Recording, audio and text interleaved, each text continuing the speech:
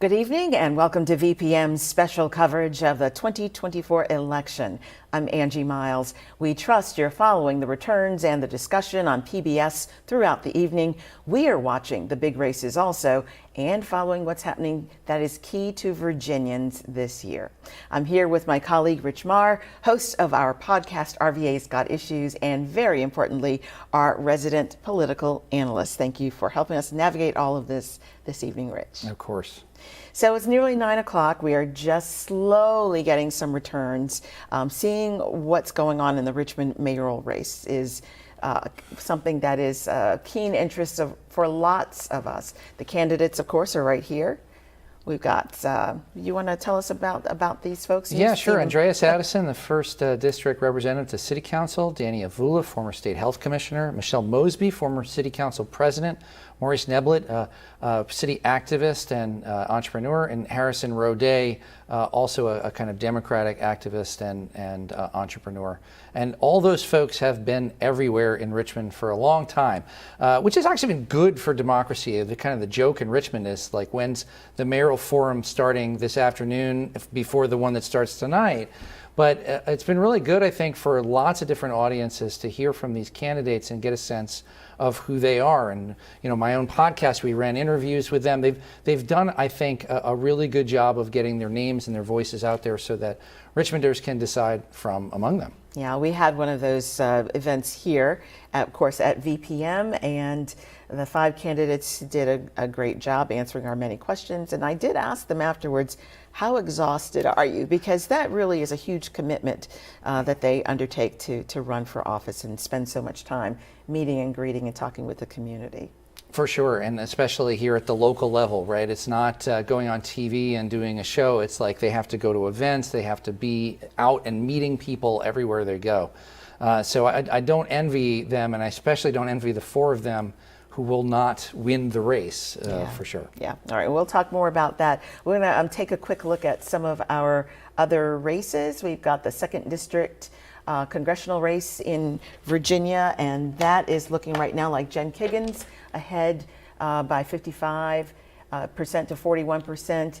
And we've got the 7th District, Venman ahead a little bit over opponent Anderson, 74% reporting, and still, you know, quite a ways to go. 84%, a little more in the 10th District with Subramaniam leading.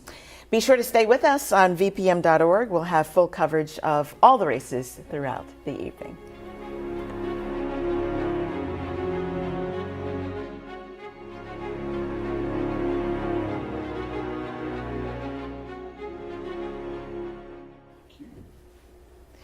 Good evening. We are staying with you through the evening for this special election coverage here on VPM. You are watching Angie Miles and my colleague Rich Marr as we talk about all of the things that you want and need to know about as we watch the returns come in a little more slowly than maybe we would like, but watch the returns come in throughout the evening. One source of anxiety as people have watched pretty anxiously so far this evening, many people have. One source of anxiety, of course, is whether or not the vote is secure. I went to the chief of elections for the city of Richmond and I asked him that question. Welcome to the Office of Elections here in the city of Richmond. Keith Balmer seems excited to talk about his job. As the chief of elections for the city of Richmond, he oversees staff and systems for 72 voting precincts. Listen closely, and you might detect a sense of pride. And this is where I'm going to speak up for my colleagues, not just in Henrico, Chesterfield, and the greater Richmond area, but across the state. We all train our election officials on how to use the poll books and the voting equipment, and we train them on how to do all the paperwork to ensure, again, that our process is conducted with integrity. So I'm standing up for my colleagues. Take a moment. As Balmer describes being serious, careful, even meticulous in getting everything right as he and colleagues statewide make the most of technology and more expansive voting methods to conduct inclusive, honest elections. So there are regulations that mandate registrars, if they're going to use a drop box, we must be able to record and keep that footage of the drop box for as long as we have it until the State Board of Elections certifies the results of the election in December. Election security has become a point of contention in recent years. Balmer says that the law, the election worker vetting process, the training, and the reasons people come forward to be election workers in the first place help to ensure the integrity of the vote. But what I want more so than anything else is for the public to trust the people who are running elections. We don't have an agenda, so we're not changing votes, we're counting votes. And election security is complicated business, but the city of Richmond, at least, feels like they're doing a pretty good job of making sure the vote is secure. Rich Marr is here to talk with me a little bit more about that. And Rich, of course, we did have one incident in the city this morning, the 3rd District. You want to tell people about that if they don't know? Yeah, so 11 voters in the 3rd District, as you said, in Gilpin Court were given the wrong ballot. And you might wonder, well, there must have been some sort of sinister effort by Republicans or Democrats to subvert the vote, but it really was just a mistake made by a poll worker. There's special ballots just for overseas voters, and somehow they made their way to these voters who then lost their ability to vote in the mayoral election. And I think the important thing to note about this, right, as terrible as it was 11 voters, it was caught almost immediately, and the problem was fixed. And that's kind of how our elections work. There is, I think, an idea online that there are these massive conspiracies that non-citizens are voting in these large numbers, and it just doesn't happen that way. There are problems in our electoral systems, but they tend to be mistakes. They tend to be these sort of bureaucratic problems, and they tend to be caught and fixed fairly quickly in most cases. Certainly not widespread problems. It's almost a little bit ironic that it was military ballots that went out in the 3rd, considering that Gilpin Court early in the last century was actually started as a place for military families to live. And of course, that's not been the case for many, many, many decades. Sure, now, it comes full circle, but in the wrong way, right. I'd say, today. Exactly. One other note about Mr. Balmer, the chief of elections in Richmond, he really, he emphasized for me that it is a source of pride for him and for his staff, for his colleagues, to just get it right, to make sure the vote is counted accurately and fairly. And he even followed up with me after I was there with him that day to just make triple sure that we would blur anything that might suggest a name of a voter might show on anything, because he didn't want to compromise people's privacy. So he did. He said he really takes it very, very seriously. Yeah, it's right in line with my heart, as someone who hosts a local politics podcast, to remind people that the people in your neighborhood, right, your local county officials or your city officials, like Registrar Balmer, like the registrars in the surrounding counties here, they are the heroes of democracy. They're the ones who keep the elections running, and they are really dedicated public servants. They're not trying to turn the election one way or the other. They really do want to make sure that, as Balmer said, that they count the votes. And of course, you might be able to be one of those individuals. There are poll workers who are official in their capacity, who might get paid a stipend to keep elections running smoothly. There are poll watchers, and a lot more of each of them actually being called on by specific parties, the Republican Party in particular, which has over the last few years expressed some trepidation about how secure the vote actually is. The Youngkin administration here in Virginia has taken some steps in the last many months to protect the integrity of the vote and make Virginians feel that they can rest assured that the vote is safe. Purging names has become a source of contention, and that's something that we've been watching as well. Yeah. The governor's plan to sort of more systematically, although the courts decided it wasn't systematically, remove voters from the rolls who had not checked off on a DMV form that they were a citizen. The governor's very careful about his language, saying that these are self-declared non-citizens, when actually in many cases, as we found, these are citizens who are eligible to vote, and they just forgot to check a box or check the wrong box on a form. So it is a little problematic that these folks were thrown off the rolls. I think in the governor's defense, all of those folks could vote, right? They can go to the polls, and if their names weren't there, if they weren't registered, they could register same day. They could submit a provisional ballot that will eventually be counted. So it's not exactly no harm, no foul, because there's a concern about how people will feel about elections if there's this widespread sense that the registration is wrong, that they're not being, that they've voted for years and now they can't.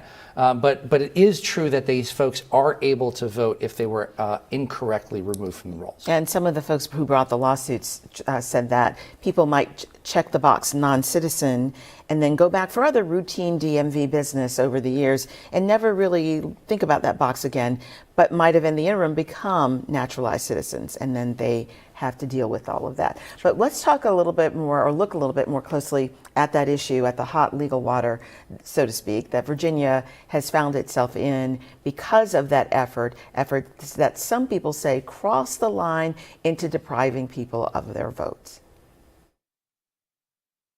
Just last year, we removed nearly 80,000 deceased voters from our rolls. In the name of election security, Virginia has taken some highly publicized steps to protect the vote, including the establishment of an election integrity unit in Attorney General Jason Miyare's office, the removal of tens of thousands of names from state voter rolls, and the rollback of automatic vote restoration for former felons. All of these actions are consistent with moves in other states, especially Republican-led states, at a time of intensified scrutiny over fair elections. It is mostly Republicans who seem to be worried that there are bad actors and potential fraud affecting the outcome of our elections. A Washington Post poll found far more Republicans than Democrats believe there is widespread fraud in elections. Virginia's efforts to allay fears and consistent approach to removing names from voter rolls has led to lawsuits. We're suing on behalf of the League of Women Voters, VACIR, which is the Virginia Coalition for Immigrants' Rights, and ACT, which is African Communities Together. The lawsuit argues two things. The first is that, pretty straightforwardly, these sorts of removal programs within the 90 days directly preceding an election are illegal under federal law. And the second thing is that the way Virginia is implementing this policy is discriminatory because it disproportionately impacts naturalized citizens. The Department of Justice has filed a lawsuit against the Commonwealth, claiming the Youngkin administration has illegally swept voters from the rolls less than 90 days before an election. We are excited that the Department of Justice is interested in this issue, and our litigations overlap substantively in that we are both very concerned about these ongoing removals during that 90-day protected window. Youngkin calls the DOJ lawsuit politically motivated, and he's previously said that taking more steps to keep the integrity of Virginia's vote high is very much in the public interest. And of course, those lawsuits roll on in the lower courts. Meantime, the Supreme Court said, yes, Virginia, you can continue to remove those names regularly because, as the Youngkin administration said, it's not a systematic removal. It's based on individuals self-identifying as non-citizens. A little bit complicated, but we'll all keep watching that. We'd like to watch now what the returns are looking like for some of the key races. Here's the Senate race so far in Virginia. We have 55% reporting, a little over half. And Tim Kaine's ahead, the Democrat leading almost 52% to Hung Kau's 48%. And give us a little bit of a primer on that. Yeah, it actually, it looks like most of the national news services have called the race for Tim Kaine. So although it seems like the race is getting closer as these reports are coming in, we're sure to see a number of districts come in with a wider vote total for Tim Kaine. Again, not a surprise. Tim Kaine, a very popular politician here in Virginia, and it would have to have been a huge upset for Hung Kau to displace him as the senator. So Tim Kaine going to return to Washington for Virginia for another 6 years. Could you just say something briefly about voters or viewers at home wondering how is it that these races get called with so few precincts reporting? There's some meaning behind the madness of it, right? Right, exactly. And it takes some knowledge of the state and the map. I've mentioned before to you, Angie, I'm not a map guy, but there are plenty of map guys out there, map people, right, who know where the extra votes are, right, where the votes are going to come in. It could be the case here that most of the votes that have come in already in the precincts are balanced against the early votes that have yet to be reported, and we know that those early votes are probably going to come in a sizable majority for Tim Kaine. Also here in Virginia, we're often waiting for Fairfax County, some of the bigger counties and localities up in the Northern Virginia area, heavily Democratic votes that will come in. So it's really about knowing which votes have come in from which areas and what the likely event is. Now, again, all this is provisional. Something could change, but it's very, very unlikely that could ever happen. And you mentioned Tim Kaine's popularity, more popular maybe after his Saturday Night Live appearance over the weekend. For sure. And Hung Kao, seemingly a very determined person, so we may see him again if this turns out to be not a winner of a race for him. Let's take a look at the congressional races in other parts of the state. In District 2, Jen Kiggins, you were probably not surprised, Rich, to see she's leading at this point, although it's only 36% reporting so far. Sure, as the incumbent, she's definitely favored to win, but not by huge margins. It wouldn't be the end of everything if Smonson was able to pull it out, but it does seem like Kiggins will be able to eke it out here. Okay, and we want to take a look at the 7th. This is Vindman versus Anderson. A tight one that is being watched probably nationally. Yeah, and in fact, this one is expected to be super close. We'll see, but it could be that we, again, go to bed tonight and really don't know what's happening in this district. And that's an important one for who controls the House. All right, say something about that too, because I know in 2020 people said, well, I think this whole thing is rigged because when I went to bed, one candidate was way up. And when I got up in the morning, that candidate was losing. Somebody must have cheated. That is not how it works. How does the discrepancy happen? Right. If you go to bed in the 8th inning of a baseball game and then you wake up and found out that the score had changed, you don't think someone cheated. You just think the results changed because more runs were scored. It's a similar kind of model here that it just depends on where the votes are. Often, particularly when we're dealing with mail-in ballots and provisional ballots, those have a skew towards one party or another very often. So you might see a case where all of the election day votes are counted and one candidate is ahead, but those mail-in ballots, those provisional ballots that will be coming in over the next couple of days might be enough in very close races to turn the race. It doesn't mean anybody cheated. It doesn't mean someone went looking for more votes and found them. It just means that all the votes were counted. And when we look today at these numbers that we're reporting, they're just where we are today at this snapshot right now. All right, a snapshot of the 10th district now up in Loudoun County, Rappahannock, that area. We've got 52, almost 53% for Suhas Subramaniam and Mike Clancy, the Republican challenger, 47% with a good amount of reporting done, 86% reporting in, but it remains to be seen. Mike Clancy, very popular on the national media circuit. He's a commentator quite often. Yeah, but I think that Subramaniam, as the heir apparent to Jen Wexton, who was a reasonably popular representative up there and became even more popular with a very tragic diagnosis, handpicked Subramaniam as her successor. He won the primary, and it does look like, it seems like that race may have been called for Subramaniam already. Again, over 80% of the precincts reporting in a very heavily Democratic part of the state. And another unique aspect of that race is that Jen Wexton's predecessor, Barbara Comstock, a Republican, also endorsed Suhas Subramaniam, a Democrat. She's also been actively campaigning for the Harris campaign and not the Trump campaign as well. But that's how things are looking right now. And we want to invite you to stay with us here. We'll be back on the air in less than an hour. We also have coverage throughout the evening on vpm.org. So go there if you want to know anything. Thanks for joining us.